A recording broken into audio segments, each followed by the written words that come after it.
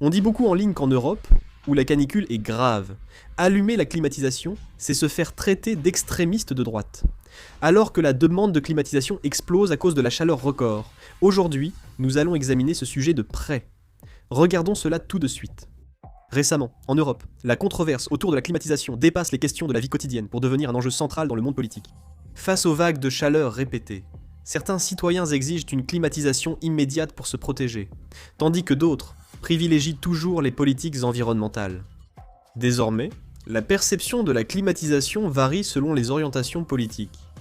Sur certains espaces en ligne, des posts accusant les utilisateurs de climatiseurs d'être d'extrême droite, tandis que les critiques des politiques vertes se propagent aussi, accentuant les conflits sociaux. Dans cette atmosphère, en France, à l'approche de l'élection présidentielle d'avril prochain, la politique concernant la climatisation est devenue un enjeu politique majeur.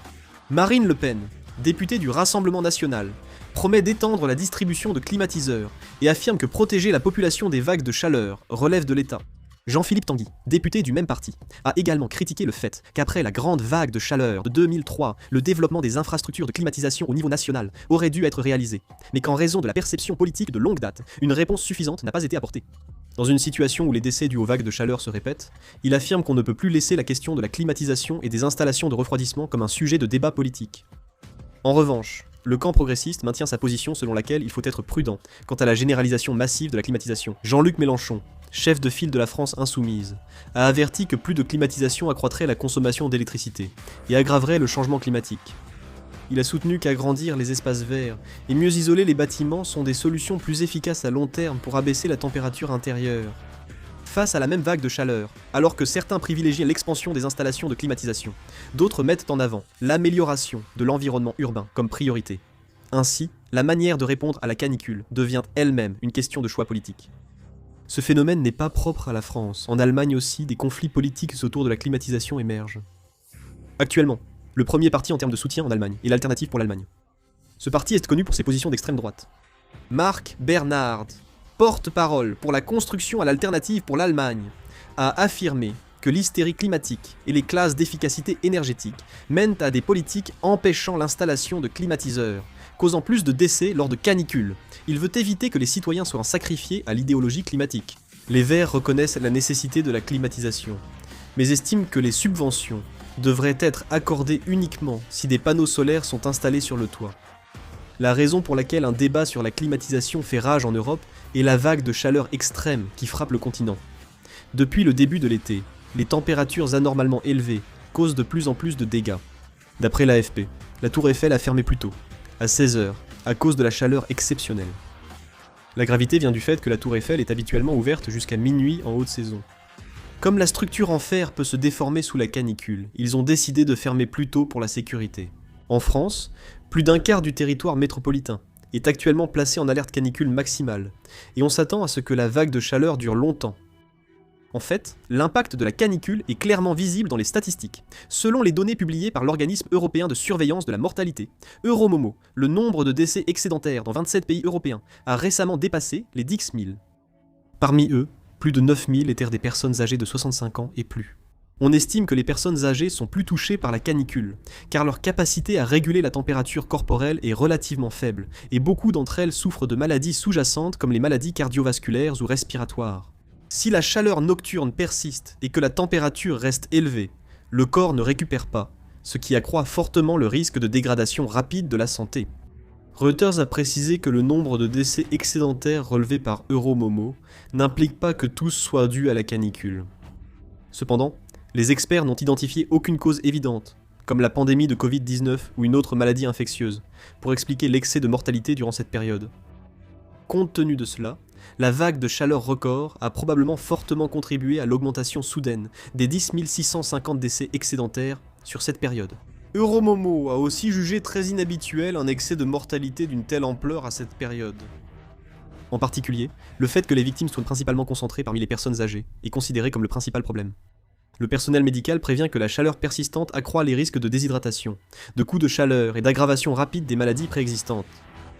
Pour cette raison, de plus en plus de voix s'élèvent dans les différents pays européens pour considérer la canicule non seulement comme une catastrophe naturelle, mais aussi comme une crise de santé publique. De plus, les conséquences de la canicule affectent également la production d'électricité. La Société française d'électricité, EDF, a récemment annoncé qu'en raison de la canicule, elle avait temporairement arrêté 3 centrales nucléaires et réduit la puissance de 8 autres centrales. Les centrales nucléaires arrêtées sont celles de Golfech, Bouguer et Chooz, qui utilisent toute l'eau des rivières comme eau de refroidissement. EDF a expliqué qu'il s'agissait d'une mesure tenant compte à la fois des conditions météorologiques et des réglementations environnementales. La raison en est liée au système de refroidissement des centrales nucléaires françaises. Les centrales utilisent l'eau des rivières voisines comme eau de refroidissement pour dissiper la chaleur générée lors du processus de production d'électricité, puis rejettent cette eau dans la rivière. La réglementation environnementale française contrôle strictement la température de l'eau rejetée, afin qu'elle ne dépasse pas un niveau pouvant affecter l'écosystème. Cependant, en raison de la récente vague de chaleur, la température de l'eau des rivières a considérablement augmenté, ce qui a réduit l'effet de refroidissement. Si l'eau de refroidissement utilisée était rejetée telle qu'elle, la température de la rivière pourrait encore augmenter.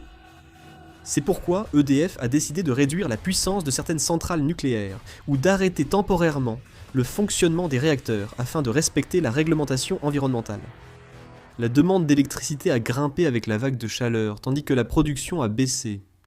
La demande de climatisation augmente fortement à cette période, et comme même les centrales nucléaires sont limitées, les inquiétudes concernant la stabilité de l'approvisionnement en électricité en Europe grandissent également.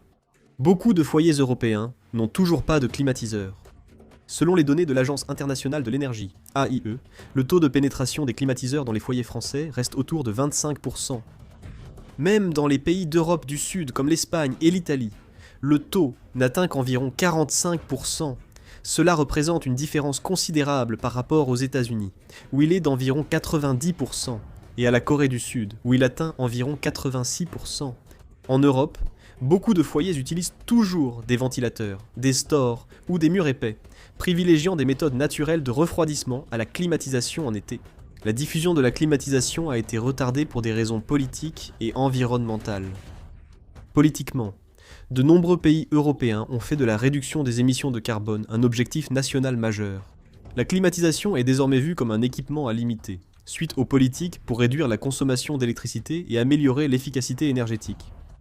À Paris, en France, des politiques écologiques, telles que la promotion de l'utilisation du vélo, la création d'espaces verts et la limitation de la circulation automobile, ont été activement mises en œuvre, avec pour objectif de transformer la ville, afin qu'elle ne dépende pas de la climatisation. Les réglementations en matière de construction ont également eu un impact important.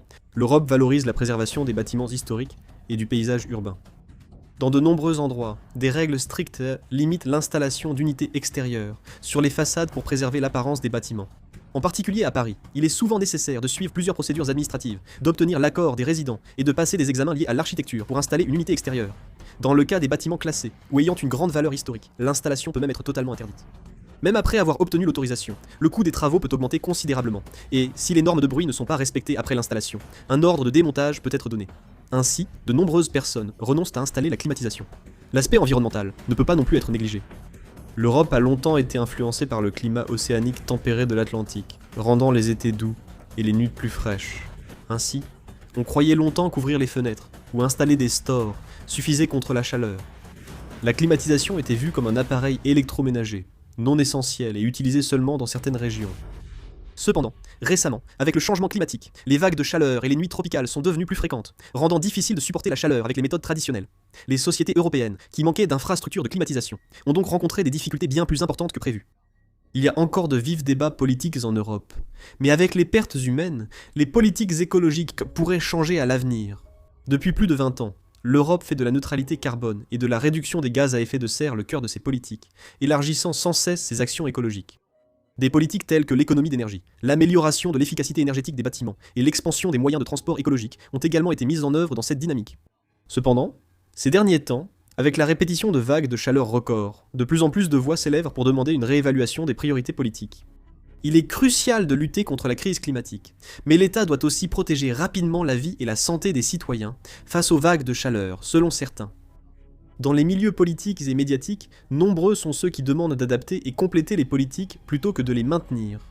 Certains pensent que les politiques devraient favoriser l'installation de climatisation dans les hôpitaux, établissements de soins, écoles, et promouvoir les climatiseurs économes en énergie dans les infrastructures publiques. On prévoit qu'à l'avenir, l'Europe ajustera ses politiques afin de renforcer la réponse aux vagues de chaleur, tout en maintenant ses politiques écologiques. Ce débat autour de la climatisation est considéré comme un événement qui met à l'épreuve la société européenne quant à l'équilibre qu'elle choisira entre les politiques climatiques et la sécurité des citoyens, dépassant ainsi le simple conflit autour d'un simple appareil de climatisation.